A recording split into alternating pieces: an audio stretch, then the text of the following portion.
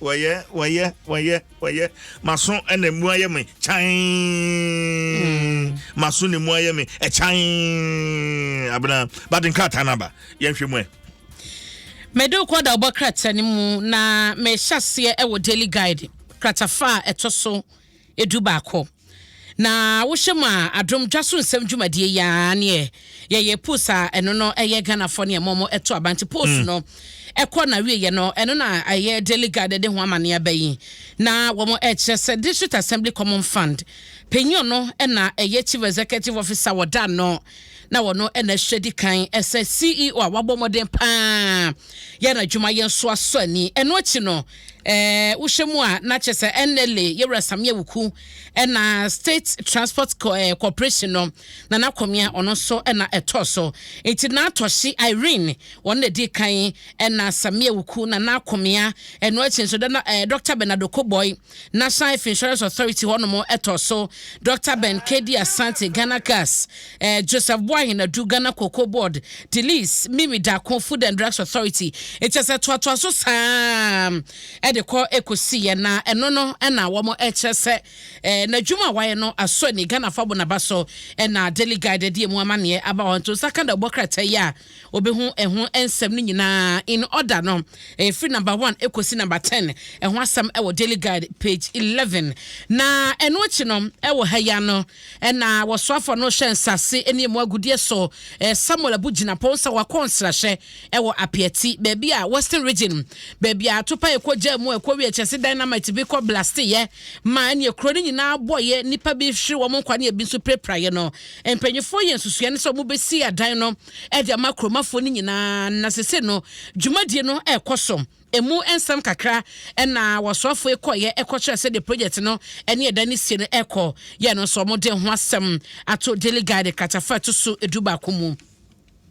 na wo hye katafa to so miensa han so a wasofo no ehye enwomasua ho nsem so ni foni edaha asema eka nyina no eye enhyemode ekoso ewo asoye no ene eye omanyi asuapan wodo na esa ban ase no wono ekosia ye eye school fees a omo ebie no na ebimo egi ebro eye 15% na parliament edema ese womo emfanka ho no na womo egi bro eno na National Union of Ghana Students money ade aka ho asam na sofo eba mo ekwi akire no ebimo agye tumu omo di 15% no ebe ye dwuma pepepe to hwemu a University of Cape Coast, University of Education Winneba and the University of Mines and Technology womo nyina agye tum se 15% no womo de be ye dwuma ewo ehwonomo na ehye nyina akwa agugu na akwamu eno so ho asam ewo daily guide abokrata yi katafa etoso miensa na wo hwemu a asemo ya beje ne ho me na wo social media Ghana fo so ebinom mabuni bi atwa abowra yi pa penyo na ye chief executive officer wada Magdan Group of Companies ano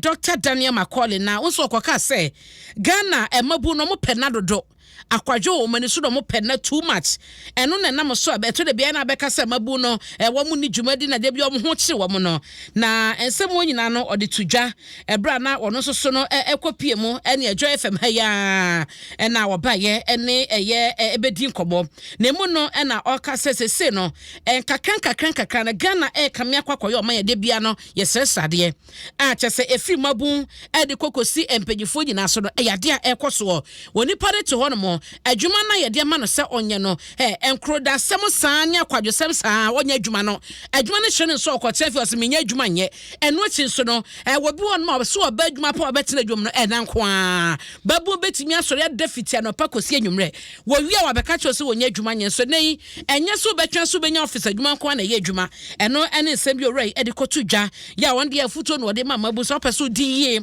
na peso koso power brabo mu a wo so sori wakada di udwuma na mo woni ye den woni so bra adwuma enna no emfa hwemrel obeda da wo so rekom na bekum eno so ho asam e wo daily guide da bo krata yi mu na US omo aye nyuntuni oba Ghana mikimel ani phone be ira ye no se post fo ko hu phone no chi abrante ye friend ababa wa ye ka se omo che se ya keji no omo de no akwakwatwirim ya ehwehwemu ne ade nyina no so no egusa no so ho asam e wo daily guide da obokrata mu na ma me fa nko daily graphic na ye hye ensem a e wo ha na unsa no pai CJ edi nkobo efa ye home test DNA test kit yi no mpanyifo so a womo na womo ehwe toto nneema bodawuro efa HIV ACR mo no so che se afiye fro benembo some no ede konanim no HIV self test kit ebeye available etu ko pharmacy bia na o se bia ga obetumi akwakoto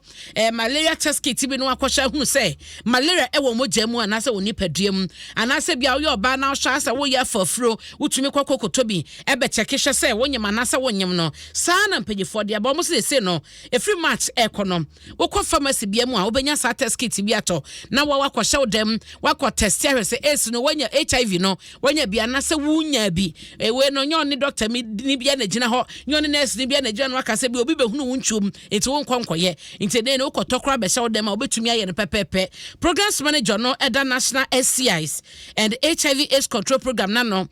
Dr. Steven Ayisiado ena de to daily graphic da obokrata yɛ ni ma wo mo so ɛkyɛ sɛ ne nyina no akwan ahodo a wode ba sɛ bɛ na ɔmanfo ni nyina no obia benya hotoso na wakɔ akɔ teste na bibia deda ne kwamo eno so ho asem wo daily guide abokrata yanim ha sei okɔ kata feto so me ansa Samuel abugina po wɔsoafo a ɔno ɛhwɛ nsase ne mu agudie so no nso mampani abɛka sɛ akonta mining no ɔmo dwumadi a wɔmo die no entia mra enye illegal na eno na ebi susu sɛ wonsa asɛm we nankasa no ɛwɔ posifo nsɛm ya special prosecutor office nankasa nkompo ne hwehwemu wɔ mu eti ebi susu mampani asɛm na waka no ebetumi ama sinto aba hwehwemu na ɛkɔso no yɛwura Samuel abugina po kyɛ sɛ da bi enti saa ɛhwehemu bɛkɔso emra ne bɛyɛ n'adwuma ɔmampani asɛm na waka no kwan bi so no ensi wo mo kwan so ombedi o madwuma enti no so ho asɛm ɛwɔ daily graphic da bokrata ma me fa nkɔ Ghanaian Times mu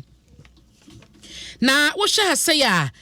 national security na eka say wa mo kyese ahoho bese aduanan ahoho aduanan enson ya wa mo nyina wa masansa kwem so bo nko mo krom no na ni nyina no qnet obeka qnet abebo brapa wo Ghana ha ya ka qnet ho asema ka omo musika kodi mu ni ade na ekwawi akire so na de ka beto wo mo so no ni nyina wo mo kyese enipa aduanan enson a wo mo ya ahoho fro bi man so ba Ghana ha bedi sadwuma no ya repatriate omu nyina esa wo mo enko no ya national security man ba wo mo dia ba na eno chi so no omampani akufuado na ekasai wo se ensore hodo ene